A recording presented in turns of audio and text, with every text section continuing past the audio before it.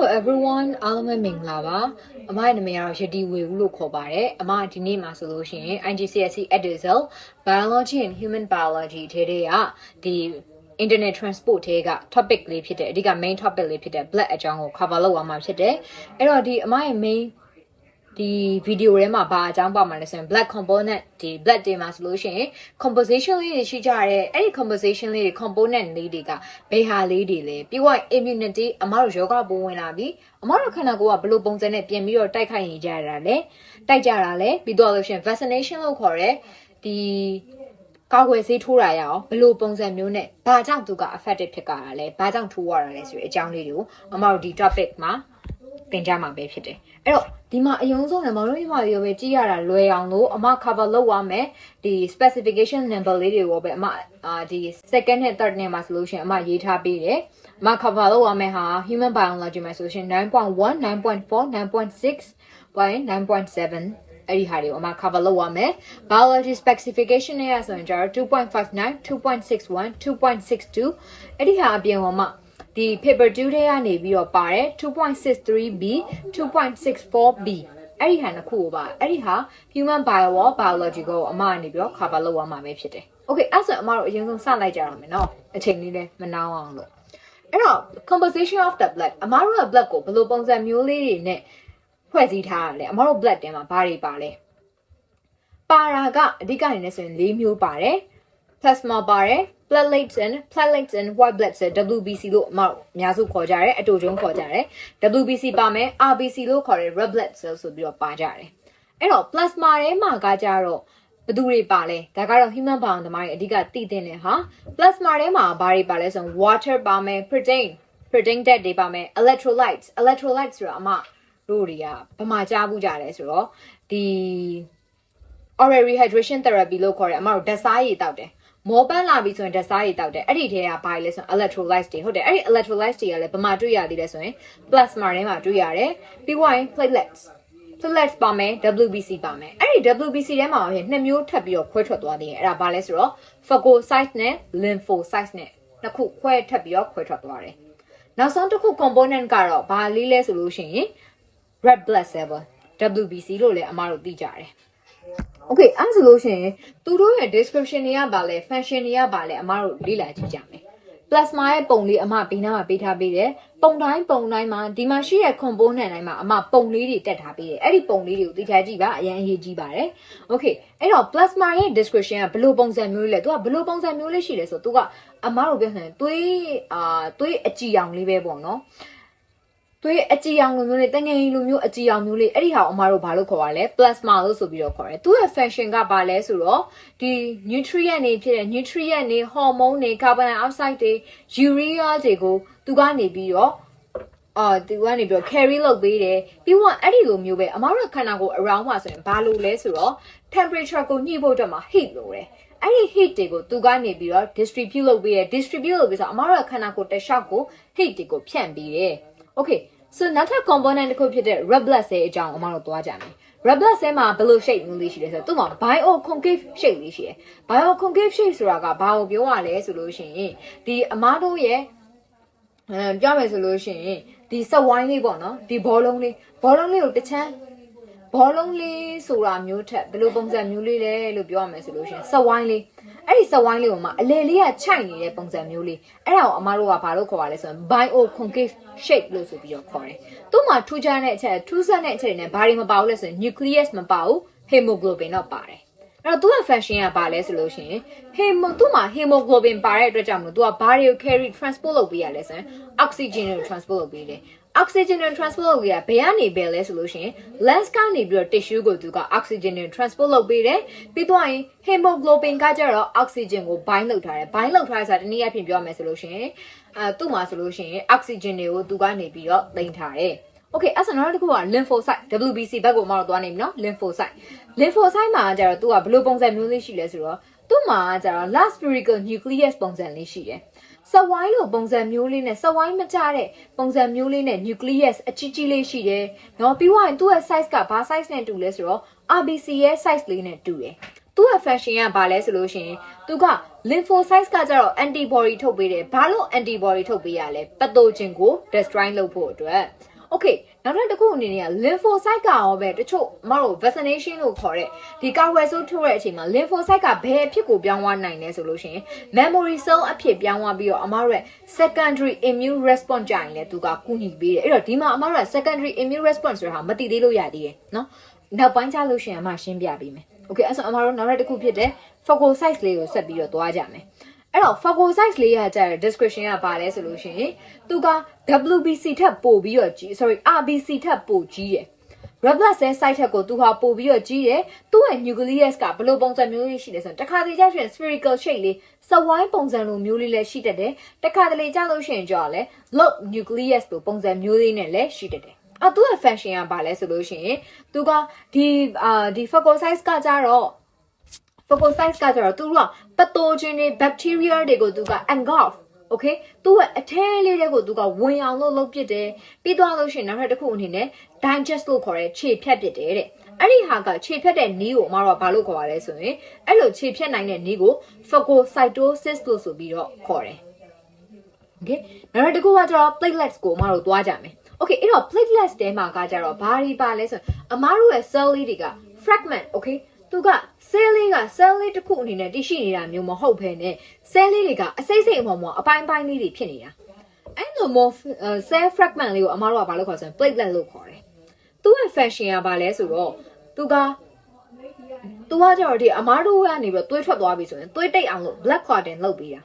အဲ့လို blood clotting လုပ်ပေးတာကဘာအတွက်အရေးကြီးလဲဆိုလို့ရှိရင်အမတို့သွေးထွက်တန်ယိုတွေမလို့အပဲနဲ့သွေးထွက်တန်ယိုတွေဖြစ်တာမျိုးတွေကိုသူကကာကွယ်ပေးတယ်ပြီးတော့ရောပဲဒီ pathogen တွေအမားတို့ကခန္ဓာကိုယ်တွေကိုမဝင်အောင်လို့ဆိုပြီးတော့သူကကာကွယ်ပေးတယ်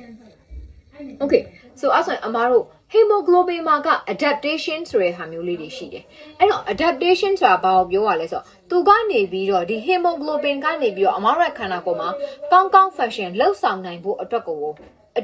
လှုပ်ဆောင်နိုင်အောင်လို့သူကနေပြီးတော့ adaptation လေးတွေလုပ်ထားတဲ့ဟာလေးတွေအဲ့တော့အမခုနအရှိမပြောခဲ့တယ်သူက nucleus မပါဘူး nucleus မပါတော့ဘာအတွက်ကောင်းလဲဆိုရင် hemoglobin သိမ်းဖို့အတွက်များများနေရရတယ် hemoglobin များများနေရရပြီဆိုမှတော့ hemoglobin က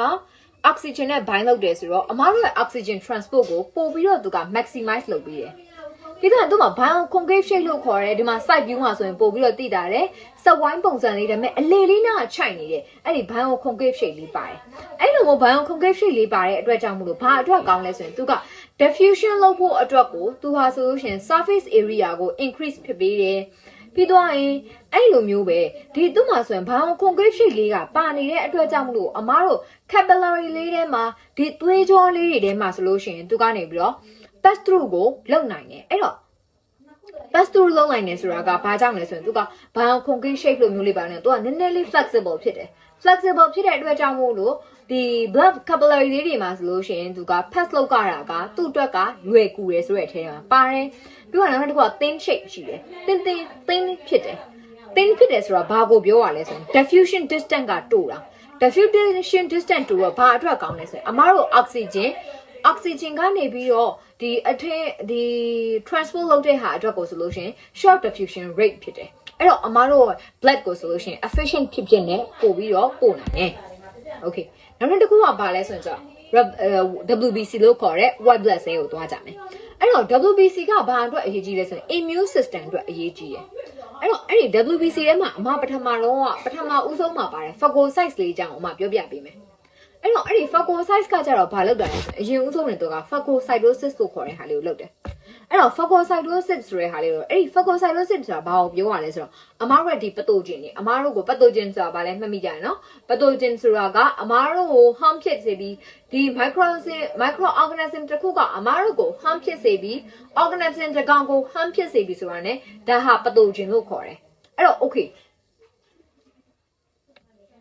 အဲ့ဒီ pathogen လေးကိုဆိုလို့ရှိရင် phagocytes ကနေပြီးတော့သူက wipe လိုက်တယ် okay အဲ့လိုမျိုးသူကခန္ဓာကိုယ်လေးတဲ့ဖြစ်အောင်လို့ wipe လိုက်တယ်အဲ့လိုမျိုးလေးခန္ဓာကိုယ်လေးတဲ့ဖြစ်အောင်ခန္ဓာကိုယ်လေးတဲ့ရောက်အောင်လို့သူကအကုန်လုံးမျိုးထားတယ်ဒီ wipe ပြီးသွားပြီဆိုတဲ့အချိန်မှာသူကဘာတွေကိုထုတ်လိုက်လဲဆိုတော့ digestive enzyme တွေကို release ထုတ်ချလိုက်တယ်ဘာအတွက်သူက release လုပ်ကြတာလဲဆိုရင် pathogen ကို break down လုပ်ဖို့အတွက်အဲ့ဒီ pathogen ကိုသူက break down လုပ်ဖို့အတွက်ဆိုပြီးတော့ break down လုပ်ဖို့အတွက်ဆိုပြီးတော့ digestive enzyme တွေကိုသူက release လုပ်ပစ်လိုက်တယ်ပြီးတော့အဲ့လိုမျိုးပဲသူ့မှာနောက်ထပ်တစ်ခုအနေနဲ့က nucleus လေးပါတယ်သူ့ရဲ့ nucleus လေးကကျဘယ်လိုပုံစံမျိုးလေးလဲဆိုတော့ multi-lobed nucleus ပုံစံလေးအဲ့တော့အဲ့ဒါဘာကိုပြောဆိုရင်ဒီမှာအမတို့ပုံလေးကိုကြည့်တိုင်းတွေ့ရတယ်အဲ့တော့ multi-lobed လို့ဆိုတော့ပြောတဲ့အတိုင်းပဲသူ့ရဲ့ shape လေးဟာဆိုရင်ကွယ်လေးဖြစ်နေတာကွယ်လေးဖြစ်နေတာအမတို့ကဘာလို့ခေါ်လဲ multi-lobed nucleus လို့ဆိုပြီးတော့ခေါ်တယ်โอเคနောက်ထပ်တစ်ခုဖြစ်တဲ့အမတို့ lymphocyte ကိုသွားကြအောင်မယ်ကလေးတို့โอเค lymphocyte ဆိုတာကဘာကိုပြောရလဲဘာကိုထုတ်ပေးတာလဲဆိုလို့ရှိရင်သူက antibody ကိုထုတ်ပေးတယ် antibody ကသူကဆိုလို့ရှိရင် antibody ကသူကဆိုလို့ရှိရင် pathogen မှာရှိရဲ့ specific antigen အတွက်ကိုသူကနေပြီးတော့ထုတ်ပေးတာ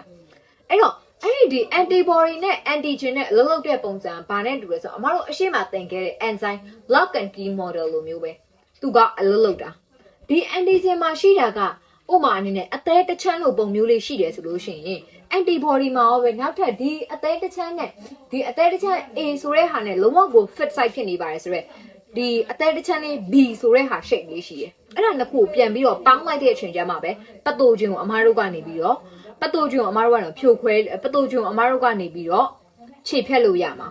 ပြီးတော့အဲ့ဒီတော့က antibody ကနေပြီးတော့ antibody က pathogen နဲ့သူက bind လုပ်လိုက်တယ် bind လုပ်ပြီးွားတဲ့အချိန်မှာဆိုလို့ရှိရင်သူကဘယ်လိုလဲဆိုတော့ကပ်ပလိုက်တယ်ပြီးတော့အဲ့ဒီ antigen တွေကသူကဘာတွေထုတ်လဲဆိုတော့ toxin တွေထုတ်တယ်အဲ့ဒီ toxin တွေကိုသူကနေပြီးတော့ neutralize လုပ်ပစ်လိုက်တယ် neutralize လုပ်ပစ်လိုက်တယ်ပြီးတော့ရင်အဲ့ဒီလိုမျိုးပဲဒီ lymphocyte ဟာဆိုလို့ရှိရင် lymphocyte အရှိတုန်းမှာအမတို့သင်ခဲ့တဲ့ lymphocyte ကနေပြီးတော့ pathogen တွေကို recognize လုပ်နိုင်အောင်လို့ဆိုပြီးတော့ပဲသူကကူညီထားပေးသေးတယ်ပေါ်တော့ကကြောင့်တချို့အဲ့ဒီ lymphocytes တွေကဒီအမတို့အရှိမပါတဲ့ vaccination ကာကွယ်ဆေးထိုးတဲ့အချိန်မှာဆိုရင် memory cell အဖြစ်သူကပြောင်းသွားကြတယ် memory cell အဖြစ်ပြောင်းသွားကြတော့အမတို့ကိုနောက်ထပ်တစ်ခေါက်အနေနဲ့ပိုးယောဂပိုးဝင်လာပြီးဆိုတဲ့အချိန်ကြလို့ရှိရင်သူကဒီ memory cell ကမြင်မြန်ထုတ်နိုင်တဲ့အတွက်ကြောင့်မို့လို့ pathogen လို့ခေါ်တဲ့ဒီယောဂပိုးကိုအမတို့ကမြင်မြန်တတ်နိုင်တယ်ဒါကသူ့ရဲ့ကောင်းတဲ့အချက်အဲ့တော့ vaccination အကြောင်းအမတို့သွားကြတော့မယ်အဲ့တော့ vaccination မှာဆိုလို့ရှိရင် vaccination ကဘယ်လိုသွားလဲဘယ်လို process ဖြစ်လဲဆိုတဲ့ဟာကိုပြောခင် vaccination မှာဘာပါလဲအမတို့အရင်သိအောင်နားလည်ထားဖို့အတွက်လိုတယ်လောက်ထားဖို့အတွက်လိုတယ်အဲ့တော့ vaccination မှာအဓိကဘာပါလဲဆိုတော့ antigen တွေပါတယ်အဲ့ဒီ antigen တွေကဘယ်ကနေရတဲ့ဟာတွေလဲဆိုလို့ရှိရင်ဒီအမတို့ dead သေသွားတဲ့အကောင်တွေဒါမှမဟုတ်လို့ရှိရင်လဲ pathogen တော့ pathogen ပဲဒါပေမဲ့အားနည်းနေပါတယ်ဆိုတော့ weaken pathogen တော့ modify pathogen ကိုသူကထည့်ထားတာပဲဖြစ်တယ် vaccine ဒီကာဝယ်ဆေးထဲမှာကအဲ့တော့အမားတို့ရဲ့imagine လုပ်ကြည့်ပါအောင်တော့စဉ်းစားကြည့်ပါအောင်အမားတို့ရဲ့လက်မောင်းလေးကို vaccine ထိုးလိုက်ပြီဆိုတဲ့အချိန်ကြာလို့ရှိရင်အမားတို့ကခန္ဓာကိုယ်ထဲမှာရှိရဲ့ဒီ lymphocyte လေးကနေပြီးတော့ lymphocyte ကနေပြီးတော့ဒီ antigen ငါတို့ရဲ့ရန်သူကြီးဖြစ်တဲ့ antigen ဆိုတဲ့ဟာကို तू ကစပြီးတော့ recognize လုပ်ပြပြီ recognize သူကသတိထားမိသွားတဲ့အချိန်မှာဘာထုတ်ပြလဲဆိုတော့ antibody ကိုထုတ်တယ်အဲ့ဒီ antibody ကိုထုတ်ပြီးွားတဲ့အချိန် antibody ကိုထုတ်တယ်ပြီးွားရင်တချို့ lymphocyte တွေက memory cell အဖြစ်ပြောင်းသွားတယ်အဲ့ဒီတော့ဒီ pathogen ကနောက်ထပ်တစ်ခေါက်အနေနဲ့အမားတို့ခန္ဓာကိုယ်ထဲဝင်လာပြီးဆိုတဲ့အချိန်ကြလို့ရှင်ဒီ memory cell ကဒီ antigen ကိုဒီကောင်ကြီးကိုမှတ်ထားနေတယ်မှတ်မိထားတယ်အဲ့ဒီအတွက်ကြောင့်မို့လို့မှတ်မိထားတဲ့အတွက်ကြောင့်မို့လို့antibody တွေကိုသူကမြန်မြန်ထုတ်ပစ်တယ်မြန်ထုတ်ပစ်ပြီးမြန်ထုတ်ပစ်နိုင်တယ်အဲ့တော့အမတို့ကမြန်ထုတ်နိုင်တဲ့အကောင်ကြီးမြန်လည်းထုတ်နိုင်တယ်ဥပမာအနေနဲ့ဥပမာလေးလိုက်မယ်နော်ဥပမာအနေနဲ့ပထမတစ်ချိန်အမတို့ antigen ထိုး antigen မှာတော့ဆိုလို့ရှိရင် vaccination စထိုးတဲ့အချိန်မှာတော့ကအမတို့ရဲ့ဒီ lymphocyte ကနေပြီးတော့အမားတို့ရဲ့ lymphocyte ကနေ antibody ထုတ်တာ9កောင်ပဲထုတ်တယ်ဆိုရင်ဒုတိယတစ်ခေါက်ဖြစ်တဲ့အဲ့ဒီပိုးကနောက်ထပ်တစ်ခေါက်ပြန်ဝင်လာတဲ့အချိန်မှာကျတော့အမားတို့ရဲ့ antibody ကအကောင်100နှုန်းကိုပါမှ9မိနစ်အတွင်းမှာထုတ်သွားနိုင်တယ်အဲ့ဒီလိုမျိုးထုတ်နိုင်တာကိုအမားတို့ကအဲ့လိုမျိုးမြန်ဆန်နဲ့ထုတ်လာနိုင်တယ်အဲ့လိုမျိုးမြန်ဆန်နဲ့ထုတ်လာနိုင်တယ်ကြိုပြီးတော့ကာကွယ်ထားနိုင်တော့အမားတို့မှာဆိုလို့ရှိရင်illness ပို့ခေါ်ရဲယောဂပိုးကူးစက်တာမျိုးယောဂပိုးဝင်တာမျိုးတွေမဖြစ်နိုင်တော့ဘူးအမားရခဏကွာဆိုတော့ပြန်ပြီးတော့တိုက်နိုင်သွားလို့ okay ဒီ bio မှာအရန်မကိုပဲစိတ်ဝင်စားဖို့ကောင်းတဲ့အရာတစ်ခုရှိရဲအဲ့ဒါပါလဲဆိုတော့အမဆိုရင်ဒီ topic ကိုအရန်ကြိုက်တယ်အဲ့ဒီ topic ကလေးကဘာလဲဆိုတော့ဒီအမားတို့ဓာတ်ရှာတယ်လက်ရှာတယ် စပိန်မောက်တယ်ဆိုင်ကယ်မောက်တယ်အမတို့ဘာလေးထွက်သွားလဲသွေးလေးတွေထွက်သွားတယ်အသားလေးနည်းနည်းတော့စုပ်သွားတယ်နော်ပုံလေးမှာပြထားသလိုပဲအသားလေးနည်းနည်းတော့စုပ်သွားပြီးတော့အမတို့ဒီသွေးလေးတွေထွက်သွားတယ်သွေးလေးတွေထွက်သွားတဲ့အချိန်မှာဘာဖြစ်လို့ပြန်ပြီးတော့တိတ်သွားတာလဲအမတို့ငကိုပုံစံလေးအသားတိုင်းလေးဘာလို့ပြန်ရလဲဆိုတဲ့အကြောင်းအမတို့အခုဒီမှာပြောကြမယ်အဲ့တော့အမတို့ရဲ့ဒီသွေးလေးကိုထိသွေးလေးဒီပေါ့အမတို့ကဒဏ်ရာရပြီဆိုတာ ਨੇ အမတို့ရဲ့သွေးလေးတွေကဘာဖြစ်ကုန်လဲဆိုတော့အမားတို့ရဲ့သွေးလေးတွေကနေပြီးတော့ဒီအမားတို့ရဲ့ဒဏ်ရာလေးကနဲ့သူက expose ဖြစ်သွားတယ်အဲ့လိုမျိုးသူကနဲ့ expose ဖြစ်သွားပြီဆိုတော့အဲ့ဒီနဲ့ expose ဖြစ်သွားပြီဆိုတော့ဘာဖြစ်လဲဆိုတော့platelet ကနေပြီးတော့ activate အလုပ်လုပ်ဖို့အတွက်ဆိုပြီးတော့သူက sign ပြလိုက်တာပဲokay platelet ရေးဒီမှာဒဏ်ရာဖြစ်နေတယ် platelet ရေးမင်းကတော့မင်းအလုပ်ကိုအလုပ်လုပ်တော့နော်လို့ပြောလိုက်ပြီဆိုတာ ਨੇ အဲ့ဒီမှာ platelet ကဘာစလုပ်ပြီးလဲဆိုတော့prothrombin ကနေပြီးတော့ thrombin enzyme ကိုပြောင်းပြတယ် prothrombin ကနေ thrombin enzyme ကိုပြောင်းတယ်ပြန် thrombin ကနေပြီးတော့ fibrinogen ကနေပြီးတော့ fibrin ကိုသူကပြောင်းပေးလိုက်တယ်အဲ့တော့ fibrinogen မှာကကျတော့ soluble fibrin ကကျတော့ insoluble အဲ့လိုမျိုး insoluble mesh ဆိုတာကကျတော့အသားစားလိုပုံစံမျိုးလေး okay အဲ့လိုပုံစံမျိုးလေး insoluble mesh လေးဒီအမားတို့ပြောမှဆိုရင်အနာဘက်လေးပေါ့နော်အနာဘက်လေးအဲ့လိုမျိုးအနာဘက်လေး fibrin လေး insoluble mesh လေးကိုသူကနေပြီးတော့ပြောင်းပေးလိုက်တယ်အဲ့လိုမျိုး mesh လေးကိုပြောင်းပေးလိုက်တဲ့အတွက်ကြောင့်မို့လို့သူအမားတို့ရဲ့